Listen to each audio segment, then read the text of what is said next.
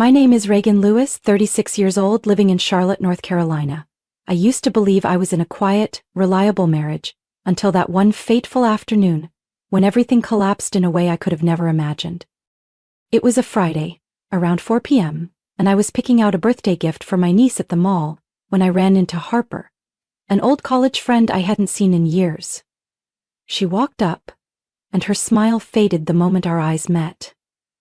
"Reagan, are you okay?" she asked softly with a look of concern. Before I could answer, she said something that made the blood drain from my face. "I'm sorry if this is overstepping, but I just saw Ethan make a dinner reservation for 2 tonight at Savoy Prime. I thought he was out of town on business." The name of the restaurant hit like a blade to the chest. I heard every syllable, every skipped heartbeat, every chill crawling up my spine. I forced a smile. "You must have seen someone else." Harper looked me in the eye. I wish I had. But it was Ethan. He was holding his phone, confirming a table for 2, 8 p.m., and he wasn't alone. I froze. Not because I didn't believe her, but because I believed her too easily. All the signs came flooding back like puzzle pieces snapping into place. The late-night meetings, the unfamiliar cologne on his collar, the mornings he kissed me goodbye but couldn't meet my eyes. I had dismissed them all because I didn't want to be the suspicious wife. Now they were screaming in my face all at once.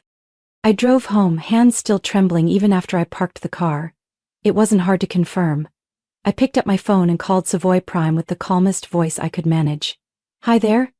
I'd like to confirm a dinner reservation for tonight under the name Ethan Lewis at 8 o'clock. The host answered politely and without hesitation, "Yes, ma'am, table for 2 at 8 p.m., window seat." I nodded instinctively, though she couldn't see me. "No other requests, thank you." I hung up and stared at the phone like it had just handed me the life sentence of my marriage. I walked into the bedroom and opened the closet. I didn't cry. I had done everything right. I had trusted. I had given. Now it was time to prepare, not to beg, not to accuse, but to face the truth head-on. I chose a black silk dress I had never worn. It was a birthday gift to myself 2 years ago, one I had saved for a special occasion. Tonight I would make one. I did my hair, sharpened my eyeliner, painted my lips a deep red, not to seduce, but to remind myself that I was still me, even if my world had shifted beyond recognition. At 7:30 p.m., I parked across the street from Savoy Prime. The restaurant glowed with warm golden lights, its glass windows inviting curious glances from the sidewalk.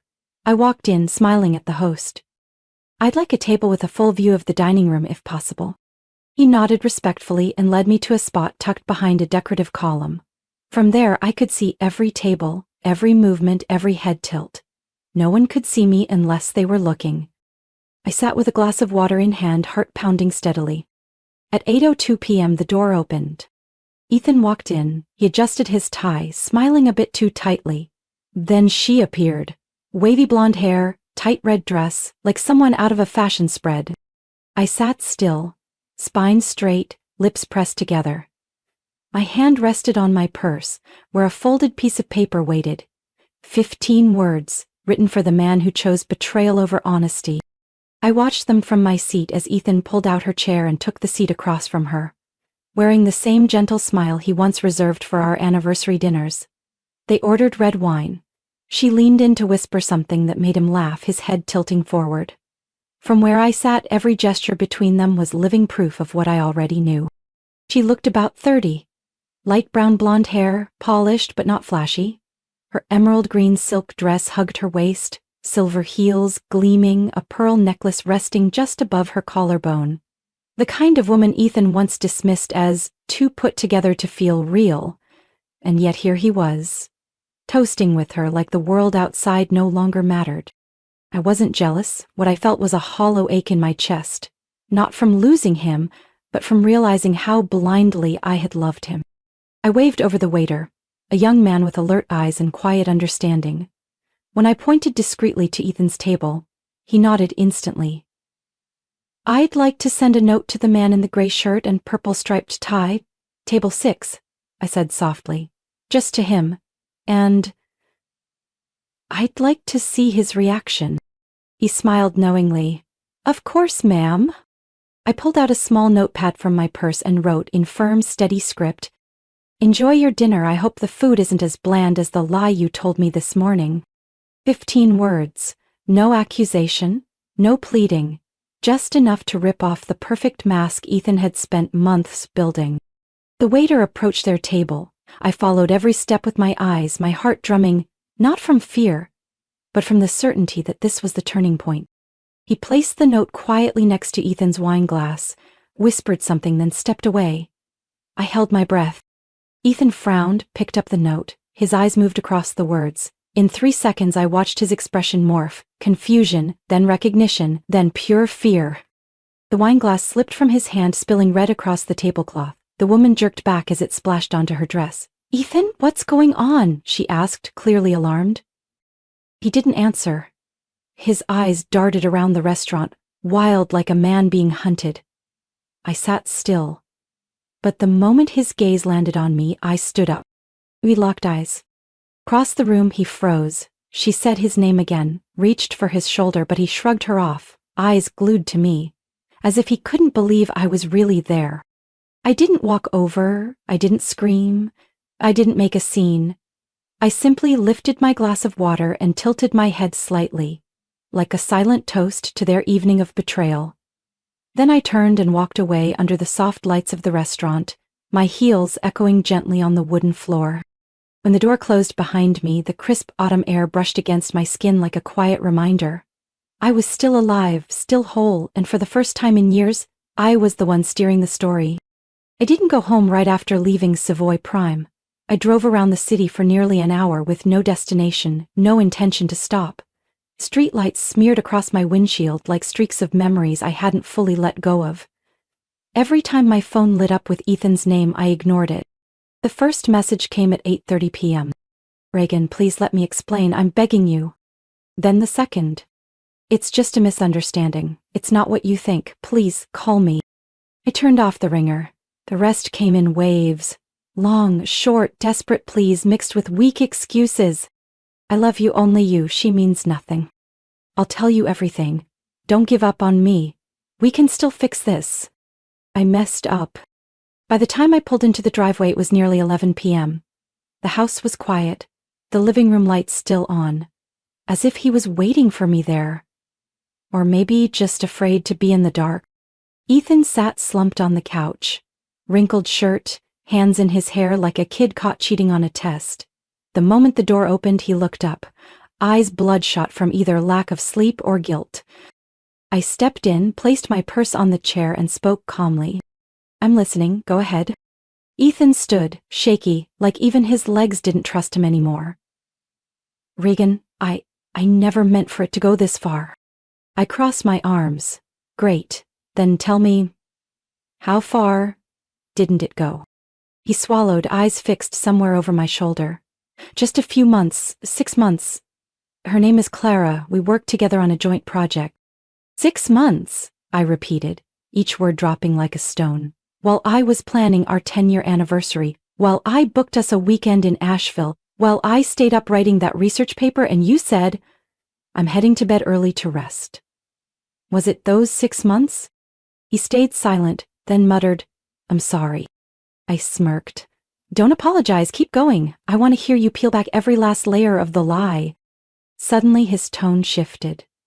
"Reagan, you're always so busy. Your job always came first. Even when I needed you, you had meetings, deadlines, lectures. I felt alone." I let out a laugh, sharp enough to cut. "Did you just blame your cheating on the fact that I have a career?" "I was busy, yes, but I never forgot your dad's memorial. I made dinner 3 nights a week, and I always asked if you needed anything when you said you felt tired. Don't twist this." He looked away. "I didn't know it would get this bad." "You didn't know," I said through clenched teeth, "because you never wanted to know. You got used to me handling everything. You thought I'd always stay quiet, always forgive, always be your backdrop." Ethan sank back into the couch, hands gripping his head. I lost my way. Clara made me feel seen, but now I realize I threw away the most important thing. I sat down across from him, spine straight, voice steady. "Then let me ask one last thing. Do you love her?" He stared at me like that question shattered something. I don't know. I nodded slowly. That's enough of an answer. Throughout the entire conversation, I didn't cry, I didn't raise my voice. But something inside me broke.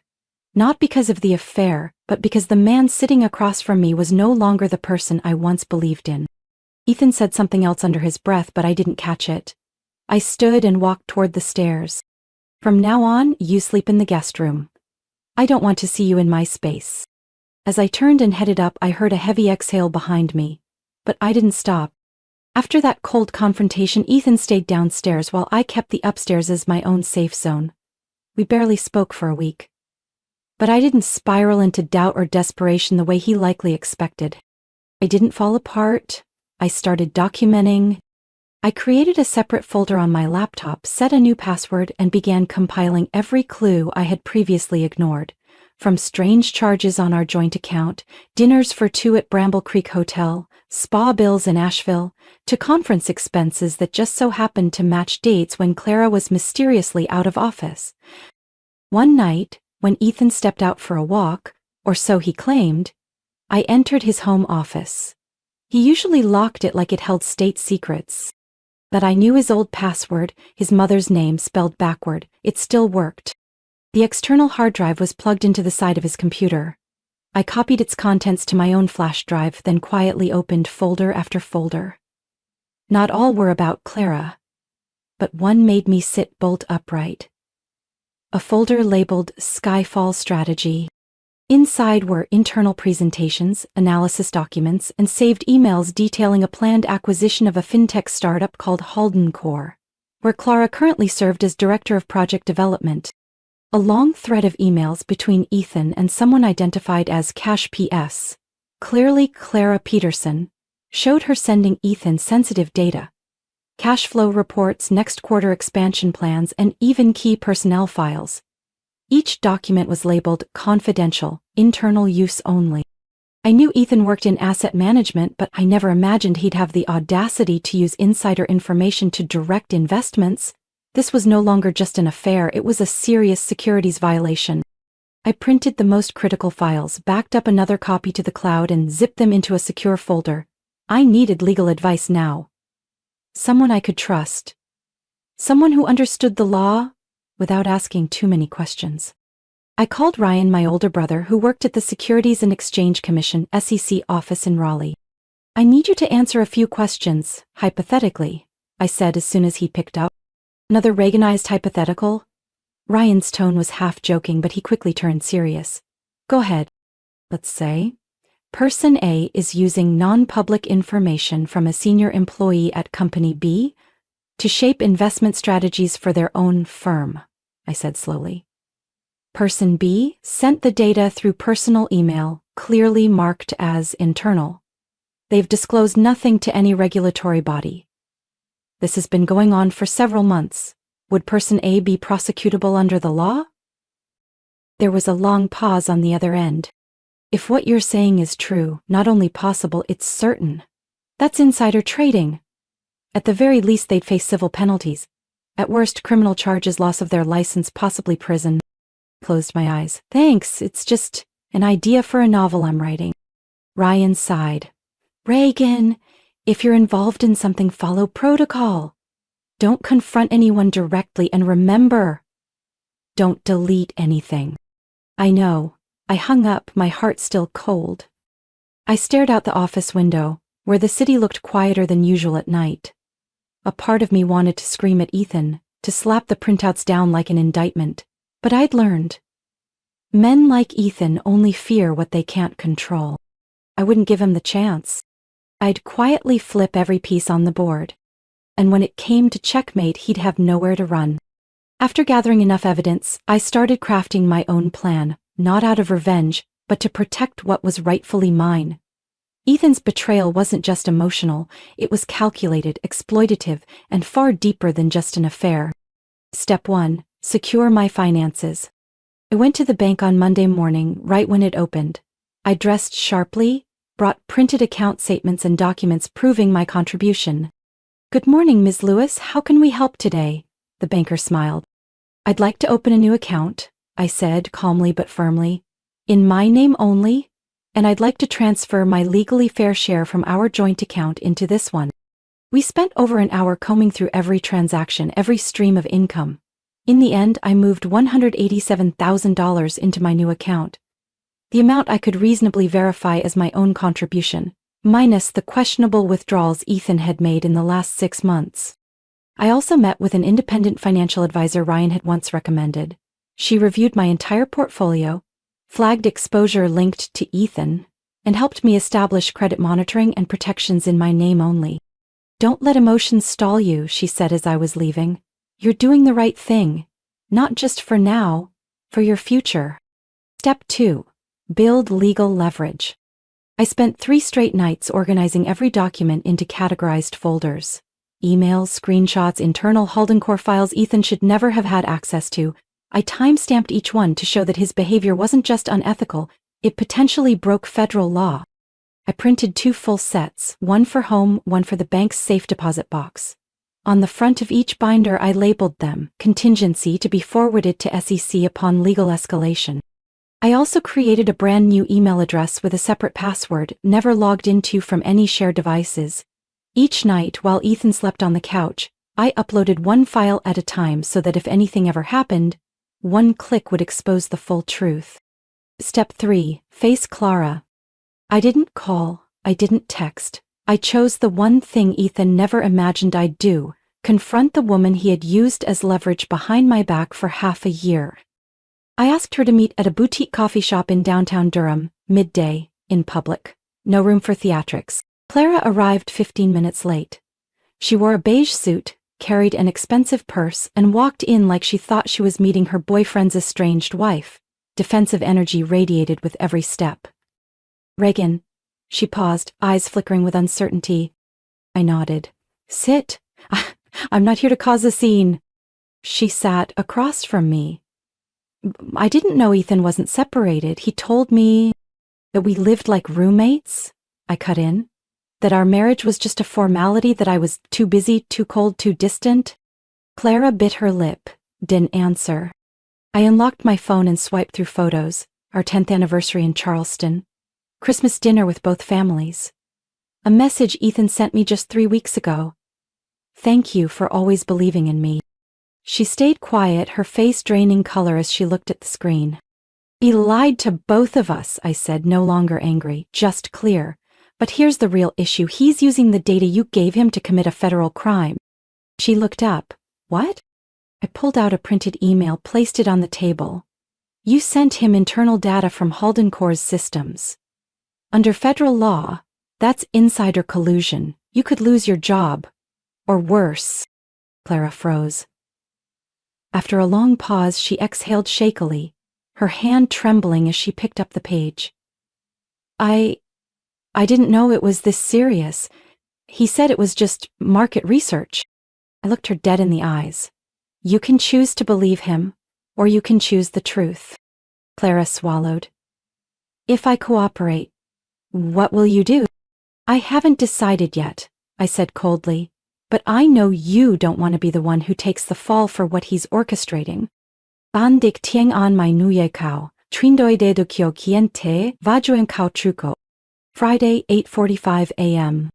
I stood in front of the glass lobby of Northbridge Capital, where Ethan had served as vice president of strategy for the past 7 years. The 8-story, sleek glass building had once been his pride. Today, it would be the place where he'd face the consequences of his own arrogance. Ethan had no idea I was coming. He assumed I was at home or somewhere still reconsidering, as he'd been begging me to do over the past few days. But I had quietly emailed the chairman of the board the night before, attaching evidence and requesting a brief presentation at this morning's internal meeting. I walked in wearing a dark gray suit, every button fastened. The receptionist paused slightly as my name appeared on the guest list. She smiled. Good morning, Miss Lewis. They're meeting in room 2 on the 5th floor. I'll escort you. I nodded politely, eyes steady. I wasn't there to make noise. I was there to restore order. As the conference room door opened, all eyes turned toward me. Ethan was standing near the projector screen in the middle of a presentation about the Haldencore merger. He looked confident, animated. His eyes froze when they landed on me.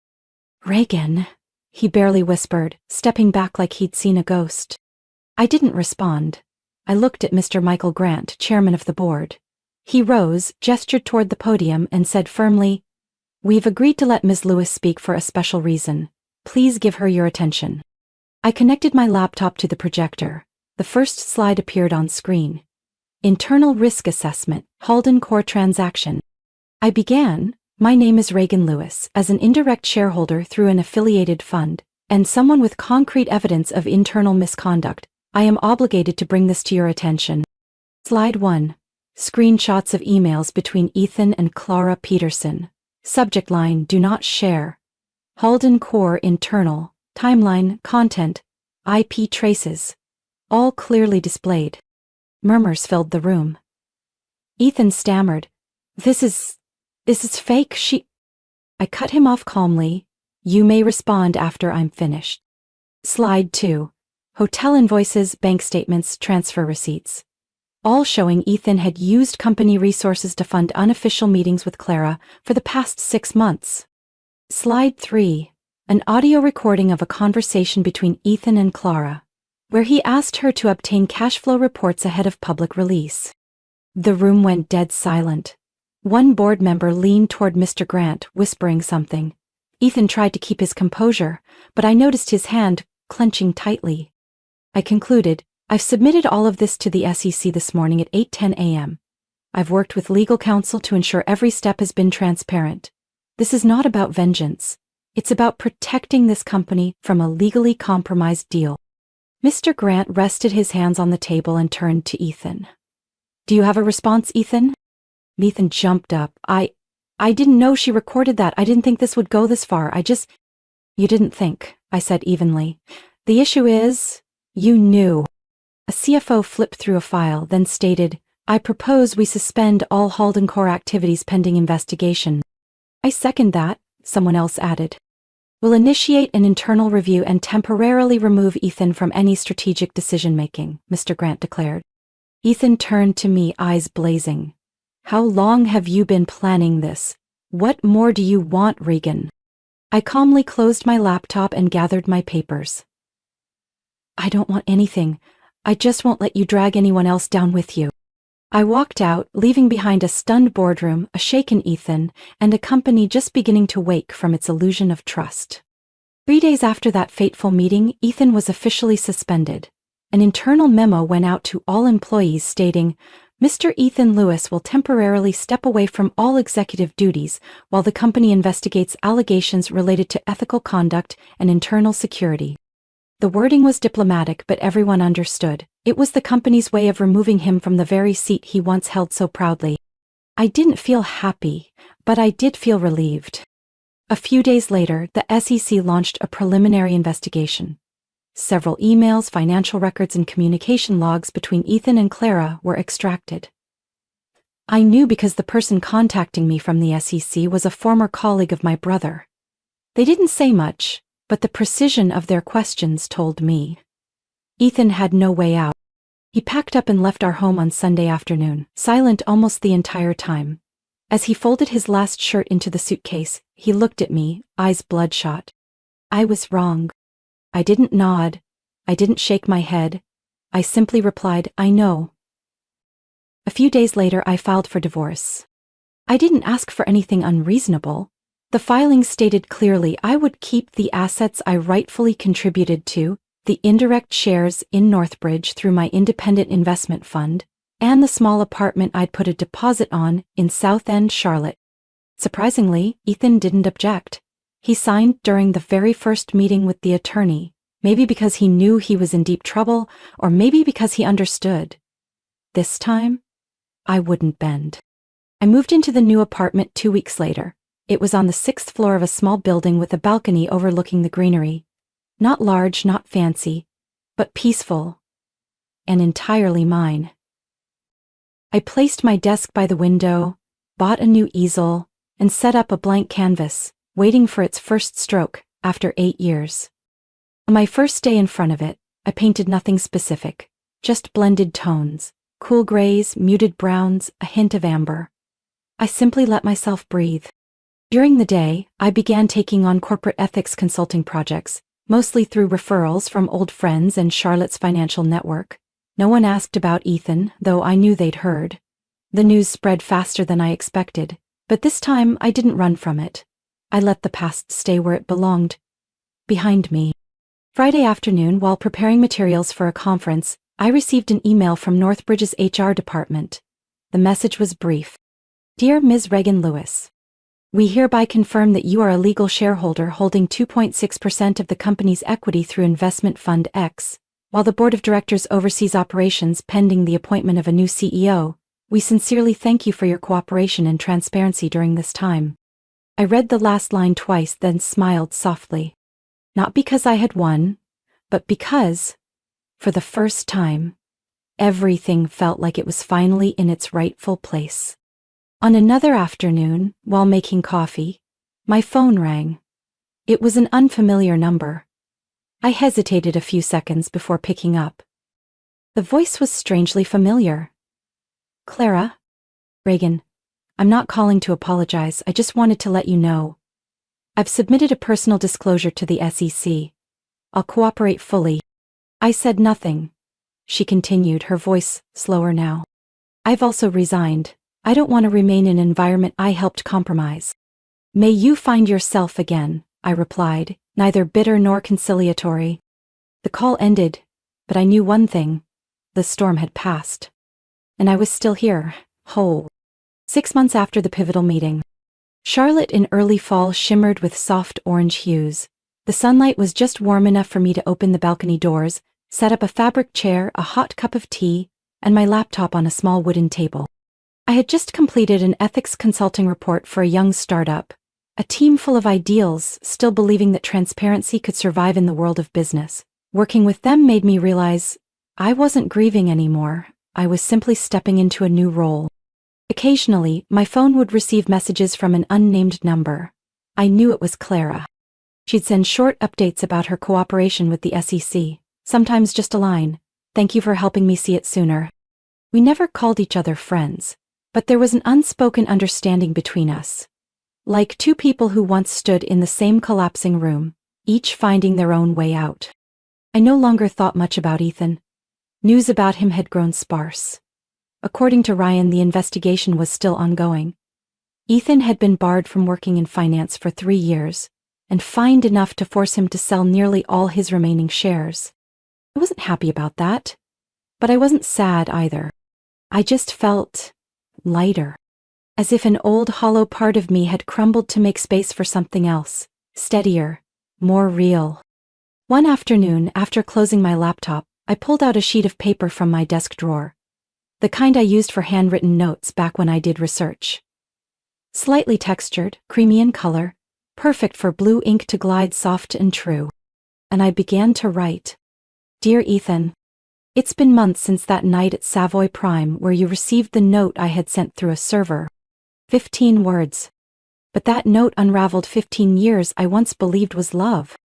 I used to wonder how someone who said I love you every morning could lie to me every night. Later I realized betrayal doesn't begin with cheating.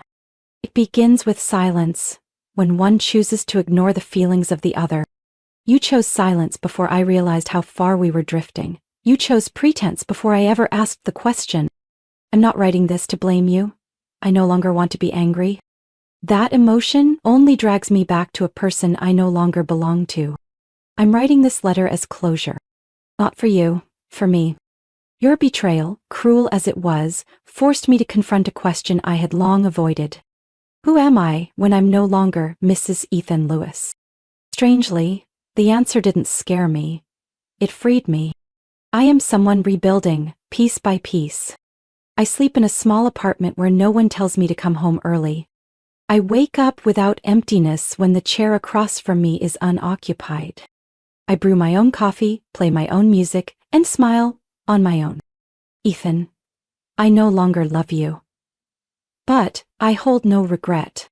That note changed both of us.